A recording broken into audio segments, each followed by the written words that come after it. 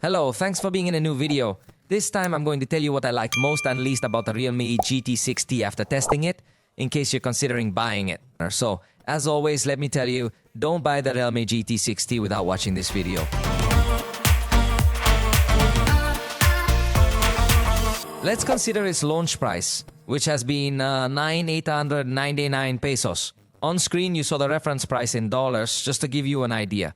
And also remember, I have the full video review available if you want to get a more in-depth look at it. This will just be a summary. Let's start with what I like the most. It comes protected with Gorilla Glass Victus 2, a level of protection we usually see on much more expensive devices. It also has infrared to function as a universal remote control. This is a feature that several devices integrate, but there are also a very good number of devices that do not. They integrate, so it's worth noting. The screen is spectacular with technologies like LTPO Pro, XDR, OLED and 120Hz, so it's spectacular everywhere you want to look at it. The camera performs very well, taking good pictures against the backlight. The main camera is capable of recording in 4K at 60 frames per second, and there is even a professional mode for video recording. The vibration motor on the X-axis, so it's very well utilized, gives you a very premium feeling of feedback in the hand. It also offers tons of security options such as a secure folder, child mode, clone apps, and tons more. It includes a charger in the 120 watts box that charges from 0 to 100 in just 30 minutes, but if you want to take care of the battery, it also features smart charging and charge lock. It also includes 256 gigabytes of storage with 12 gigabytes of RAM, which for the price competes well.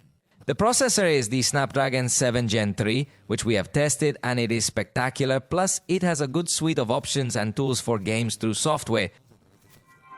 But now let me tell you what I didn't like. It doesn't have any level of resistance against water and dust, and in this price range we have already seen other competitors incorporate this kind of features. It also doesn't include the extra dimming option within the accessibility options to lower even more the brightness of the screen, so if you wanted to use the device comfortably at night, you may need to lower the brightness. The camera also doesn't support RAW photography, which is something else we might see on competing devices. The one-handed mode is terrible because it only scrolls down the content but does not adapt the side content.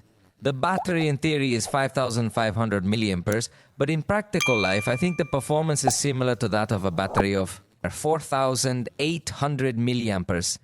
And when it comes to gaming, is going to heat up considerably. Especially if you like to play heavy content with high graphic qualities, you will notice that some games may lose fluidity or limit its performance. But if you already bought it, let me know your opinion in the comments.